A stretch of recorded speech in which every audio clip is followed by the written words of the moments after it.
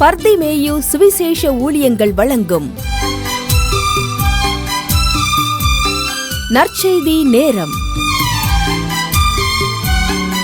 தேவ செய்தி pastor R. Augustine. இந்த நாளில் உங்களோடு பேசி வருகிறேன். ஒப்புக் கொடுக்க வேண்டும். ஏன்னா அவர் நமக்காக தன்னை பலியாகித்தான் நம்மை மீட்டார். இன்னைக்கு நம்முடைய சரீரங்களை ஜீவ பலியாக ஒப்பு கொடுக்கணும். அதுதாங்க பெரிய ஜீவல்ல புத்தியுள்ள ஆராதனை என்று வேதம் சொல்லுகிறது. உங்களுடைய வேதத்தை எல்லாரும் திரும்ப கையில் எடுங்க. தானியேலின் புஸ்தகம் 3ஆம் அதிகாரம் 16ஆம் வசனத்திலிருந்து எல்லாரும் தேடி எடுத்துக்குவீங்களா? அல்லேலூயா. எஜமானனே எல்லேசராஜனே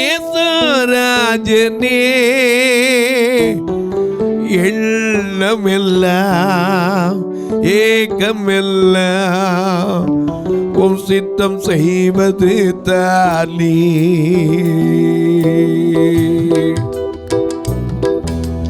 எஜமானனே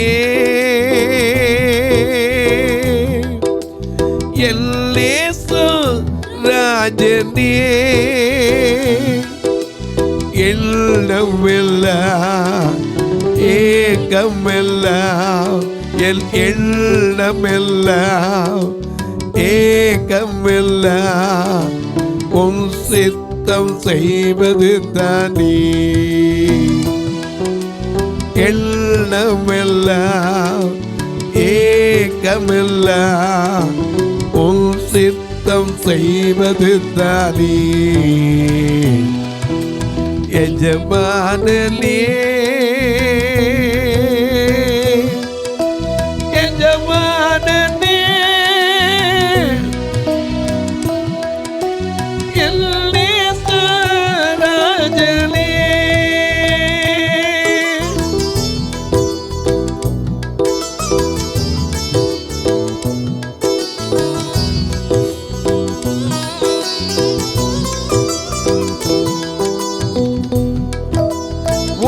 உமக்காகத்தான் வாழ்கிறேன்,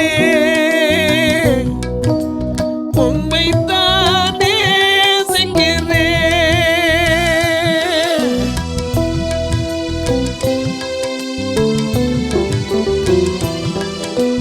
உமக்காகத்தான் வாழ்கிறேன், உம்மைத்தான் நேசிக்கிறேன். பலியாகி என்னை மீட்டீரே, பலியாகி என்னை மீட்டீரே. பரலோகம் திரள்தீரையா, பரலோகம் திரள்தீரையா. எஜமானனே எல்லேசராஜனே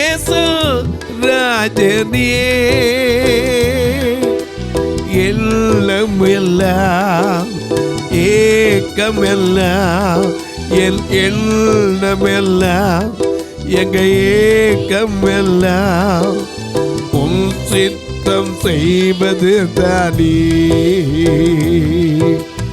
எஜமானனே எஜமானனே எல்லேசராஜனே.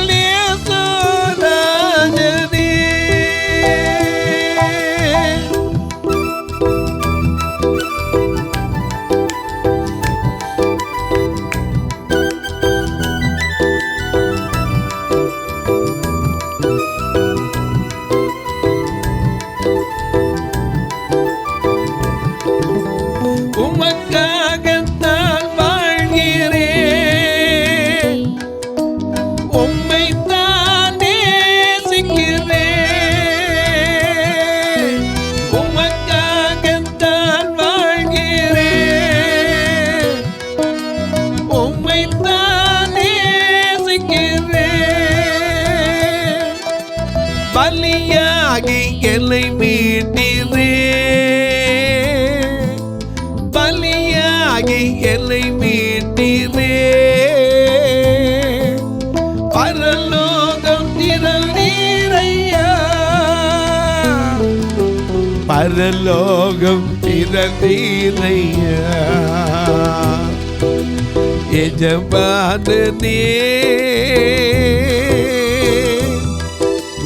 என் நேசராஜனே, எண்ணமெல்லாம் ஏக்கமெல்லாம், எண்ணமெல்லாம் எங்கள் ஏக்கமெல்லாம் உம் சித்தம் செய்வது தானே, எஜமானனே எஜமானனே என் நேசராஜனே.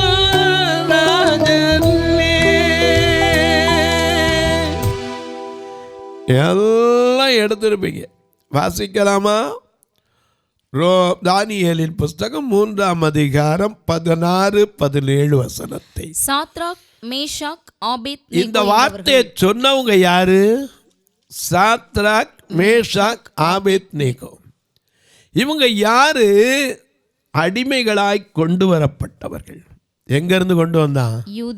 யூதேயாவிலிருந்து நேபுகாத்நேசார் அடிமைகளாய் சிலவற்றை கொண்டு வந்தான். வாசிங்க தானியேலின் புஸ்தகத்திலே 1ஆம் அதிகாரம் 1-2 வசனத்தை பாருங்க. யூதாவின் ராஜாவாகிய யோயாக்கீம் அரசாண்ட 3ஆம் வருஷத்திலே பாபிலோனின் ராஜாவாகிய நேபுகாத்நேசாராகிய ராஜா எருசலேமுக்கு வந்து அதை முற்றுகை போட்டான். அப்பொழுது ஆண்டவர் யூதாவின் ராஜாவாகிய யோயாக்கீமையும் தேவனுடைய ஆலயத்தின் பாத்திரங்களில் சிலவற்றையும் அவன் கையில் ஒப்பு கொடுத்தார். அது மட்டுமல்ல, தொடர்ந்து வாசிங்க. அவன் அந்த பாத்திரங்களை சினேயார் தேசத்தில் உள்ள தன் தேவனுடைய கோவிலுக்கு கொண்டு போய் அவைகளை தன் தேவனுடைய பண்டசாலைக்குள் வைத்தான். அது மட்டுமல்ல, அப்பொழுது இஸ்ரவேல் புத்திரருக்குள்ளே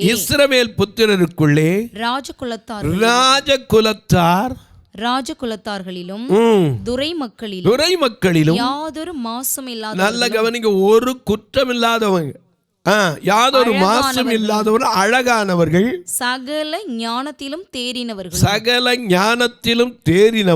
அறிவில் சிறந்தவர்கள், கல்வியில் நிபுணர், ராஜாவின் அரமனையிலே சேவிக்க திறமையுள்ளவர்களுமாகிய சில வாலிபர்களை கொண்டு வந்தார். அந்த வாலிபர்கள அனனியா, மிசாவேல், அசரியா என்கிற இந்த 3 பேருக்கும் நேபுகாத்நேசார் பேரை மாத்தினா. என்ன மாத்தினா?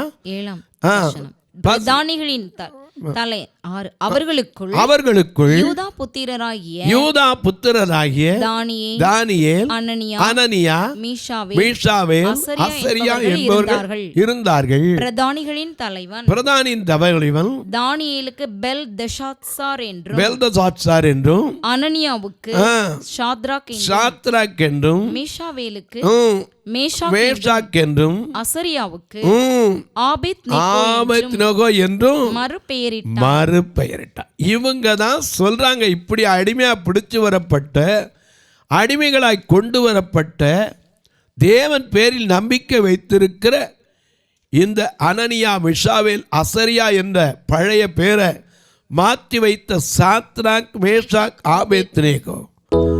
ஜீவனுள்ள தேவனை செவிப்பார் யாருண்டோ? ஜீவனை அதற்கழிக்க இங்கு யாருண்டோ? ஜீவனுள்ள தேவனை செவிப்பர் யாருண்டோ? ஜீவனை அதற்கழிக்க இங்கு யாருண்டோ?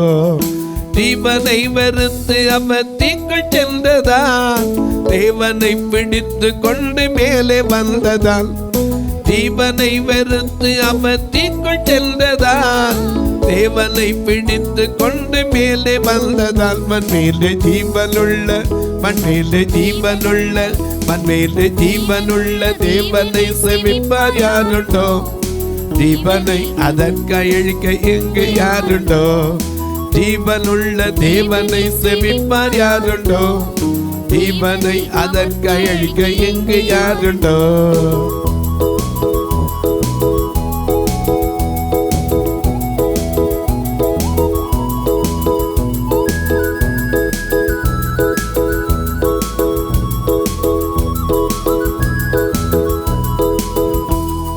சாத்ராக் மேஷாக் ஆபேத்நேகோ உயர்ந்ததெவ்வாறு? ராஜாவின் உள்ளத்தில் மாற்றம் வருவதெவ்வாறு? சாத்ராக் மேஷாக் ஆபேத்நேகோ உயர்ந்ததெவ்வாறு? ராஜாவின் உள்ளத்தில் மாற்றம் வருவதெவ்வாறு? ஜீவனை வெறுத்து அவர் தீக்குள் சென்றதால், ஜீவனை வெறுத்து அவர் தீக்குள் சென்றதால், தேவனை பிடித்து கொண்டு மேலே வந்ததால், மண்மேலே ஜீவனுள்ள, மண்மேலே ஜீவனுள்ள, மண்மேலே ஜீவனுள்ள தேவனை செவிப்பார் யாருண்டோ? ஜீவனை அதற்கழிக்க இங்கு யாருண்டோ? நல்ல கவனிங்க. இந்த சாத்ராக் மேஷாக் ஆபேத்நேகோ என்பவர்கள் தான் சொல்றாங்க. என்ன சொல்றாங்க? நேபுகாத்நேசாராகிய ராஜாவே, எந்த காரியத்தை இவர் ஒரு பெரிய சிலையை நிறுத்தினார். அநேக பிரசங்கங்கள் அதை கேட்டிருப்பீங்க. இவர் ஒரு பெரிய சிலையை, பிரம்மாண்டமான சிலையை செய்து நிறுத்தி அதில் மேள வாத்தியம், நாதஸ்வரம், கிண்ணறம் எல்லாம் ஒலிக்கும். அப்போ எல்லாரும் என்ன செய்யணும்? தாழ விழுந்து பணியணும். அப்படி பணியலைன்னு சொன்னா ஒரு தண்டனை உண்டு. என்ன தண்டனை? ஒரு தீச்சூளை உருவாக்கப்படும். அந்த தீச்சூளையில என்ன செய்வாங்க? தூக்கி நடுவில் எவனாகிலும் தாழ விழுந்து பணிந்து கொள்ளாமல் போனா அவன் எரிகிற அக்கினி சூளையின் நடுவிலே, எரிகிற அக்கினி சூளை ஓரத்தில் இறக்கி விடப்படுவான், இல்ல நடுவிலே போடப்படுவான் என்று போடப்பட வேண்டும் என்றும் ராஜாவாகிய நீர் கட்டளையிட்டீரே. கட்டளையிட்டு இருக்கிறார். ராஜா ஒரு கட்டளையை சொன்னார். ஏன்னா ராஜாவின் கட்டளை கடுமையா இருந்ததுனால சாத்ராக் மேஷாக் ஆபேத்நேகோவுக்கு 7 மடங்கு சூடாக்கப்பட்டது. அந்த கட்டளையை எல்லாரும் ஓகே. இன்னைக்கு நமக்கு அப்படித்தான். ஒரு தீச்சுவளைக்கிட்ட போட்டு நிப்பாட்டிட்டு ஆண்டவர் மறுதளிக்கிறானா எத்தனை பேர் நிற்போம்? பேதுரு ஒன்றுமில்லை, அவரை கொண்டு விசாரணைக்கு தான் போனாங்க. ராத்திரிக்குள்ளே அவனை விசாரித்த பார்த்த உடனே அவன் சொல்லிட்டான், ஐயோ அவரை யாருன்னு எனக்கு தெரியாது, அவருக்கு எனக்கு சம்பந்தமே இல்லை, நீங்கள் சொல்கிறதே எனக்கு விளங்கலைன்ட்டான். ஆனால் இயேசு சொன்ன வார்த்தை மட்டும் மனசில் இருந்துச்சு. என்ன சொல்லியிருந்தாரு? இன்னைக்கு நீ மறுதளிக்கிறதுக்கு முன்ன, சேவல் கூவுகிறதற்கு முன்னே என்ன ஒரு தரம் இல்லை 3 தரம் மறுதளிப்பாய். நான் அப்பந்தான் அவனுக்கு ஞாபகம் வந்துச்சு அவர் சொன்ன வார்த்தை. இந்த வார்த்தை நம்ம வாய்ட்ட சொல்கிறோம், செயலில் முடியுதா? யோபுக்கு ஒரே நாளில் எல்லாம் போச்சு. ஒரே நாளில் எல்லாம் இழந்தான். பிள்ளைகளை இழந்தான், ஆடு மாடுகளை இழந்தான், ஒட்டகத்தை இழந்தான், கழுதைகளை இழந்தான், எருதுகளை இழந்தான். எல்லாமே போயிடுச்சு. அடுத்த நிமிஷம் அவன் வாயிலிருந்து என்ன வந்துச்சு? யோபு 1:20-21 இவர்கள் எல்லாவற்றிலும் யோபு பாவம் செய்யவும் இல்லை. வார்த்தையினால கூட பாவம் செய்யலை. வார்த்தையினால சொல்கிறதும் பாவம். சில நேரத்தில் கோராகின் புத்திரர் என்ன பாவம் பண்ணாங்க? எதிர்த்து பேசுனாங்க, அவ்வளோதான். 16ஆம் அதிகாரத்தில் பார்க்குறீங்கல்ல, கோராகின் புத்திரர் கர்த்தர் மோசையை கொண்டு மட்டும்தான் பேசினாரோ, எங்களை கொண்டு பேசுனதுல மிஞ்சி போறீங்கன்னா அவங்க செஞ்ச வேற ஒன்றும் கிடையாது. எதிர்த்தாங்க, அவ்வளோதான். எதிர்த்து பேசினா கூட என்ன செய்யுது? பாவம் தான் வேறு சொல்லுது. ஏலியின் பிள்ளைகள் தகப்பன் பேச்சை கேட்கல, தான் இஷ்டப்படி நடந்தாங்க. எனக்கு அன்பானவர்களே, பேசுறதோட பாவம் இருக்கு. நம்ம பேச்ச கூட, அதனால தான் எல்லா காவலோடும் உன் வாய்க்கும் என் வாய்க்கு காவல் வையும். வாய் மீறக்கூடாது. ஏன்னா இந்த வாயில தான் என்ன இருக்கு? மரணமும் ஜீவனும் நாவின் அதிகாரத்தில் தான் இருக்கு. நாக்க முதல்ல ஒப்பு கொடுக்கணும், நம்ம சரீரத்தை ஒப்பு கொடுக்கணும். இங்க பார்க்கிறோம், எல்லாருக்கும் முன்னாடி அழகான ஒரு பெரிய சிலையை செஞ்சு ராஜா கட்டளை, நாதஸ்வரம் வாசிப்பாங்க, கிண்ணறம் வாசிப்பாங்க, மேள வாத்தியங்கள் முழங்கும். அப்போ எல்லாரும் என்ன செய்யணும்? தாழ விழுந்து பணியணும். அப்படி பணியாவிட்டால் ராஜாவின் கட்டளை என்னன்னா, எரிகிற அக்கினி சூளையின் நடுவிலே போடப்படுவார் என்பது ராஜாவுடைய கட்டளை. இந்த சூழ்நிலையில் உண்மையிலே நீங்களும் நான் இருந்தால் என்ன செஞ்சிருப்போம்? சொல்லி பாருங்க.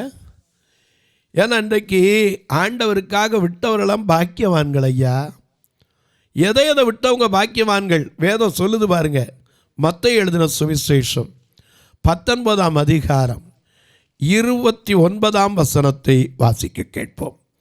மத்தேயு என் நாமத்தின் நிமித்தம் வீட்டையாவது சகோதரரையாவது சகோதரிகளையாவது தகப்பனையாவது தாயையாவது மனைவியையாவது பிள்ளைகளையாவது நிலங்களையாவது விட்டவன் எவனோ நூறத்தனையாய் அடைந்து நித்திய ஜீவனையும் சுதந்திரித்துக் அந்த நித்திய ஜீவன் நமக்கு பெறணும்னா நம்ம முதல்ல ஒப்பு கொடுக்கணும். நம்ம ஒப்பு கொடுத்தா தான் போதும். அவர் நமக்காக தன்னையே கொடுத்து விட்டார். இதை விட வேற என்ன கொடுக்கணும்? தன்னையே கொடுத்த தேவன் தன்னை விட மற்ற எல்லாவற்றையும் கொடுக்காம இருப்பாரா? வேதம் சொல்லுது, தகப்பன் தன் பிள்ளைக்கு மீனை கேட்டால் பாம்பை கொடுப்பானோ, முட்டையை கேட்டால் தேளை கொடுப்பானோ, அப்பத்தை கேட்டால் கல்லை தின்ன கொடுப்பானோ. பொல்லாதவர்களாகிய நீங்கள் உங்கள் பிள்ளைகளுக்கு நல்ல ஈவுகளை கொடுக்க அறிந்திருக்கும் போது பரலோகத்தில் இருக்கிற உங்கள் பிதா தம்மிடத்தில் வேண்டிக் கொள்கிறவர்களுக்கு நன்மையானவைகளை கொடுப்பது அதிக நிச்சயம் அல்லவா? இன்னைக்கு நமக்கு ஒரு சின்ன பிரச்சனை வந்துட்டு ஆண்டவரோட நிற்க முடியுதா? என்ன வந்தாலும் சரி, எது நடந்தாலும் சரி, அதில் ஒன்னே ஒன்று யோபு செஞ்சான். என்ன செஞ்சான்? கர்த்தர் கொடுத்தார், கர்த்தர் எடுத்தார். கர்த்தருடைய நாமத்திற்கு நாதாம் உன் திருக்கரத்தில் இசைக்கருவேனா நாள்தோறும் பயன்படுத்தும் உந்தல் சித்தம் போ. நாதா உன் திருக்கரத்தில் இசைக்கருவேனா நாள்தோறும் பயன்படுத்தும் உந்தல் சித்தம் போ. நாதா உன் திருக்கரத்தில் இசைக்கருவேனா நாள்தோறும் பயன்படுத்தும் உந்தல் சித்தம் போ.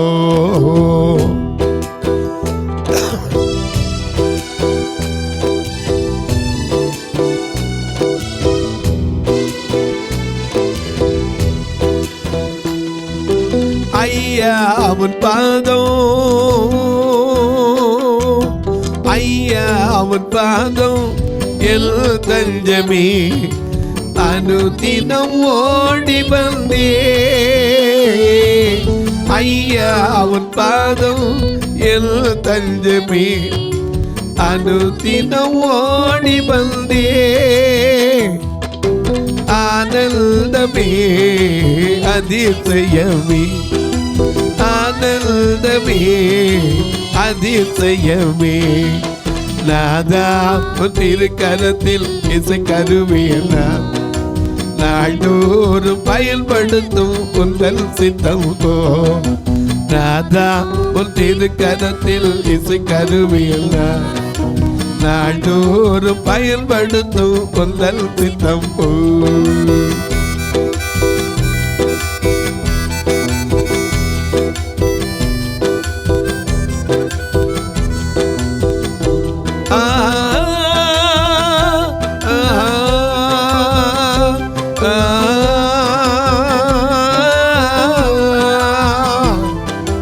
ஐயா அவன் பாதம், ஐயா அவன் பாதம் எல் தஞ்சமே அனுதினம் ஓடி வந்தே. ஆனந்தமே அதிசயமே, ஆனந்தமே அதிசயமே. நாதா உன் திருக்கரத்தில் இசை கருவியெல்லாம் நாடோறும் பயன்படுத்தும் உந்தல் சித்தம் போ. நாதா உன் திருக்கரத்தில் இசை கருவியெல்லாம் நாடோறும் பயன்படுத்தும் உந்தல் சித்தம் போ.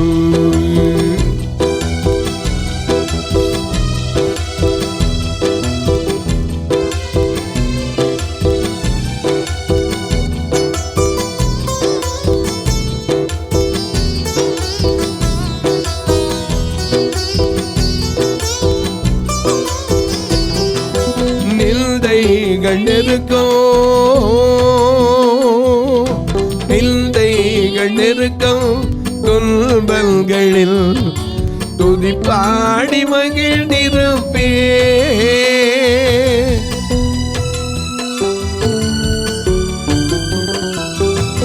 நிந்தைகள் நெருக்கம் துன்பங்களில் துதி பாடி மகிழ்ந்திருப்பே.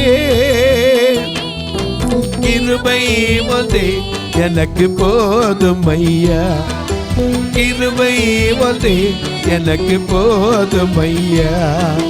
நாதா உன் திருக்கரத்தில் இசை கருவியெல்லாம் நாடோறும் பயன்படுத்தும் உந்தல் சித்தம். நாதா உன் திருக்கரத்தில் இசை கருவியெல்லாம் நாடோறும் பயன்படுத்தும் உந்தல் சித்தம் போ. நல்ல கவனிங்க, எல்லாவற்றை இழந்தாலும் தன்னையும் ஒப்பு கொடுத்தான். எப்படி கொடுத்தான்?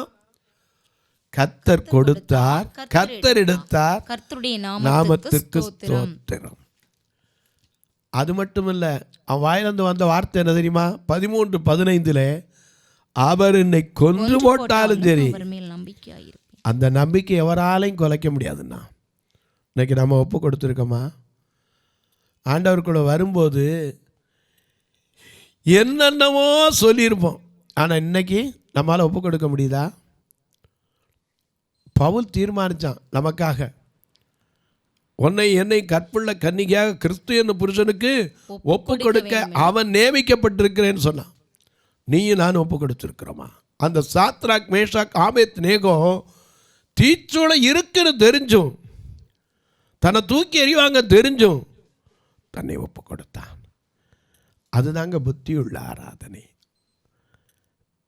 தொலைக்காட்சியில் பார்க்கிற என் அன்பு மக்களே, இந்த நிகழ்ச்சியை நாள்தோறும் பார்க்குறீங்க, கேட்குறீங்க, ரொம்ப சந்தோஷப்படுறீங்க. ஒரு வார்த்தை ஜெபமும் பண்ணுங்க. இந்த நிகழ்ச்சி தொடர்ந்து வரணும், அதற்கான தேவைகளெல்லாம் சந்திக்கப்படணும். ஏன்னா எங்கள்கிட்ட 2 சபை பார்வையற்ற மக்கள் இருக்கிற சபை. கடந்த வாரத்தில் கூட சென்னையிலேருந்து ஒரு 11 பேர் வந்து 3 நாள் தங்கி இருந்துட்டு போனாங்க. தங்கி இருந்துட்டு எங்களோட இருந்து சாப்பிட்டுட்டு சொன்னாங்க, இவ்வளவு கஷ்டப்பட்டு இந்த காரியத்தை செய்கிறீங்களே என்னையா அப்படின்னார். கர்த்தருக்காக நாம் இந்த உலகத்தில் இருக்கிற வரைக்கும் அவருக்காக எதையாயிலும் செய்யணுங்க. நீங்களும் கூட தனிப்பட்ட ஜபங்களில் வைங்க. இந்த சபையில் எத்தனையோ காரியம் செய்யப்பட வேண்டியது இருக்குது. வாரம் இவங்களை கூட்டிகிட்டு வர்றதுக்கு மட்டுமே 2 கண்ணு தெரிஞ்சவங்களாக தான் வர சொல்லிடலாம். 2 கண்ணு தெரியாங்க ஒரு இடத்துல வந்து கேதர் பண்ணி நிற்பாங்க. ஒரு வேன் அனுப்பி இவங்களை கூட்டிகிட்டு வந்தால் திருப்பி கொண்டு அதே இடத்துல இறக்கணும். இன்றைக்கி எத்தனையோ பேர் சொல்கிறாங்க, எங்கள் சபைக்கு 4 வேன் இருக்குங்கிறாங்க. எங்கிட்ட ஒன்றும் கிடையாது, ஆனால் விசுவாசம் இருக்குது. ஆண்டவர் நினச்சா கொடுப்பார். ஒவ்வொரு மாதமும் 20,000 ரூபா வேன் வாடகைக்கு மட்டுமே செலவழிக்கிறோம். ஒரு நாள் சாப்பிடாமல் அனுப்புறதில்லை. உங்கள் பிறந்த நாள், திருமண நாள் போன்ற நல்ல நாட்களிலே கர்த்தர் ஏவினால் நீங்களும் தாங்கலாம், வந்து கூட கலந்து கொள்ளலாம். வர்றதுக்கு முன்னாடி ஒரு ஃபோன் மட்டும் பண்ணுங்க. ஏன் தெரியுமா? நீங்கள் அலைஞ்சிடக்கூடாதுங்கிறக்காக. நானும் அந்த இடத்துல இருந்து உங்களை கூட்டிகிட்டு வந்து கலந்து கூட திருப்பி உங்களை கொண்டு விட்டுற வரைக்கும் நான் கூட இருப்பேன். அது மட்டும் இல்லை, எனக்கு அன்பானவர்களே, ஒரு கட்டுமான பணி நடந்து வருகிறது. அதற்காக ஜெபியுங்கள். வயது முதிர்ந்த பார்வையற்ற அன்பு சகோதரிகளுக்காக அதன் தேவைகள் சந்திக்கப்பட ஜெபிங்க. எனக்கு அன்பானவர்களே, உங்கள் ஜபக்காரி எது இருந்தாலும் காலை 10லேருந்து 5 மணிக்குள்ள இதில் காணுகிற ஃபோனில் நீங்கள் சொல்லலாம். ஐயா நாங்கள் உதவி செய்யணும்னா அதே ஃபோன் நம்பர் தான், 2ல் எதை வேணாலும் எடுத்துக்கோங்க. சில நேரம் நாங்கள் அடிக்கிறேன், நீங்கள் எடுக்க முடியல, எனக்கு தினம் ரெக்கார்டிங் உங்களுக்கு டிவி கொடுத்தாகணும், அந்த நேரங்களில் எடுக்க முடியாது, ஏதாவது ப்ரோக்ராம் ஒன்று இருக்கும், ஊழியத்துக்கு வெளியே வந்துடுவேன், இல்லாட்டா உங்கள் மேலே ஃபோன் எடுக்கக்கூடாதுன்னு எனக்கு கோபமும் கிடையாது, வருத்தமும் கிடையாது, எடுக்கணும்னு ஆசைப்படுவேன். அதனால தான் உங்களுக்கு டைமே சொல்கிறேன், 10 to 5 எடுங்க. அதுலேயும் கூட சில நேரம் ப்ரோக்ராம் ஓடிட்டு இருந்ததுன்னா எடுக்க முடியாமல் போயிடுது. உங்களுக்காக நானும் ஜெபிப்பேன். அது மட்டும் இல்லை ஐயா, தொலைபேசி வழியாக நீங்கள் தொடர்பு கொள்வது மட்டும் இல்லை, கணக்கு வைக்கிறவங்க எங்கிட்ட கேளுங்க, அதற்கென்று வழி உண்டு உங்களுக்கு சொல்லுகிறேன். நீங்கள் அதை எடுத்து உங்களுடைய கணக்கு வைப்பதற்கு பயன்படுத்தி கொள்ளலாம். தபால் வழியாக தொடர்பு கொள்கிறவங்களுக்கு போஸ்ட் பேங்க் அக்கௌண்ட் உண்டு, அந்த நம்பரை தரேன். ஒருவேளை முடிஞ்சால் அது வழியாக நீங்கள் தொடர்பு கொள்ளலாம், கமிஷன் இல்லாமல். 36 35 38 89 63 இது போஸ்ட் பேங்க் நம்பர். நீங்கள் அது தாராளமாக போஸ்ட் ஆஃபீஸில் போனால் அது ஃபார்ம் வச்சுருப்பாங்க, அது வழியாக கொடுக்கலாம், மணி ஆர்டர் வழியாக தாங்கலாம். உங்கள் ஜெபக்காரி எது இருந்தாலும் தாராளமாக எழுதி அனுப்பலாம். இப்போ உங்களுக்கு ஜெபிக்கட்டுமா? நல்ல பிதாவே, நன்றியோடு துதிக்கிறோம் சுவாமி. இந்த மனமகிழ்ச்சியான நல்ல நாளிலே எங்களை நாங்கள் ஒப்புக்கொடுக்க, எங்கள் சரீரங்களை, காரணம் இந்த மட்பாண்டத்தில் கிருபை பெற்றிருக்கிறோம் சுவாமி. இந்த மட்பாண்டத்தில் கிருபை பெற்றிருக்கிற நாங்கள் நிலையற்ற வாழ்வு, சங்கீதக்காரன் சொன்னபடி 39:4 நான் எவ்வளவாய் நிலையற்றவன் என்பதையும் என் நாட்களின் அளவு இவ்வளவு என்பதையும் எனக்கு காண்பியும் என்று ஜெபித்தான். யோபு 6:11 நான் காத்து கொண்டிருக்க என் பலன் எம்மாத்திரம், என் ஜீவனை நீடித்திருக்க பண்ண என் முடிவு எப்படிப்பட்டது என்றானே. இந்த நிலையற்ற வாழ்விலே நன்மை செய்யும்படி திராணி இருக்கும்போது அதை செய்யத்தக்கவர்களுக்கு செய்ய வேண்டும் என்கிற உணர்வை ஒவ்வொருவருக்கும் கொடுங்க. பிறந்த நாள் திருமண நாளை நினைவு கூறுகிற மக்களுக்காய் ஜெபிக்கிறேன். தங்களுக்கு அன்பான இழந்து தவிக்கிற ஆறுதலற்ற மக்களுக்காய் ஜெபிக்கிறேன். மருத்துவமனையில் வைத்துவிட்டு ஐயோ திரும்பி எந்திரிச்சு வந்துட மாட்டாங்களான்னு நம்பிக்கையோட ஜபத்தில் காத்திருக்கிற மக்களுக்காய் ஜெபிக்கிறேன். இனிமே இந்த வியாதிக்கு மருந்தே இல்லையேன்னு சொல்லி மருத்துவர்களால் கைவிடப்பட்டவர்களுக்காய் ஜெபிக்கிறேன். ஒவ்வொருவருடைய கண்ணீர், கவலை, வேதனை, வியாதிகள் மாறட்டும். வானத்திற்கும் பூமிக்கும் சகல அதிகாரம் கொண்ட இயேசு கிறிஸ்துவின் ஈடு இணையற்ற வல்லமையுள்ள நாமத்தில் ஜெபிக்கிறேன் நல்ல பிதாவே, ஆமென். சபை ஆராதனை ஞாயிறு காலை 10 மணி முதல் 12 மணி வரை. இடம் பர்திமேயு சுவிசேஷ ஆலயம், அன்னை சத்யா நகர், இளமனூர் அஞ்சல், சக்கிமங்கலம் வழி, மதுரை மாவட்டம்.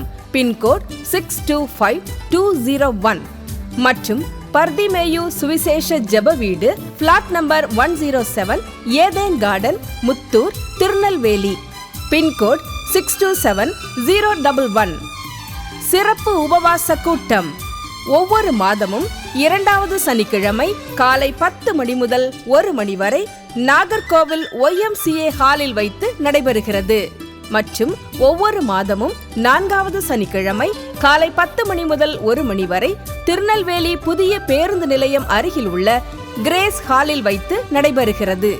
எங்கள் எல்லா ஆராதனைகளிலும் கலந்து கொண்டு தேவனை மகிமைப்படுத்த அன்பாய் அழைக்கிறோம். உங்கள் உதாரத்துவமான காணிக்கைகளினால் இவ்வூழியத்தை தாங்க விரும்பினால் R. Augustine, account number 5021364331, IFSC code IDIB 000B066, Indian bank, BP Kulam, Madurai. GPay number 9842181917, BGM ministries மற்றும் 9442559772, பிளைண்ட் மினிஸ்ட்ரீஸ் அகஸ்டின். உங்கள் தொடர்புக்கு பாஸ்டர் R. அகஸ்டின், பர்திமேயு சுவிசேஷ ஊழியங்கள், நாகமலை, புதுக்கோட்டை, மதுரை 625019. தொலைபேசி எண்கள் 9842181917 மற்றும் 9442559772. கர்த்தர் தாமே உங்களை ஆசீர்வதிப்பாராக.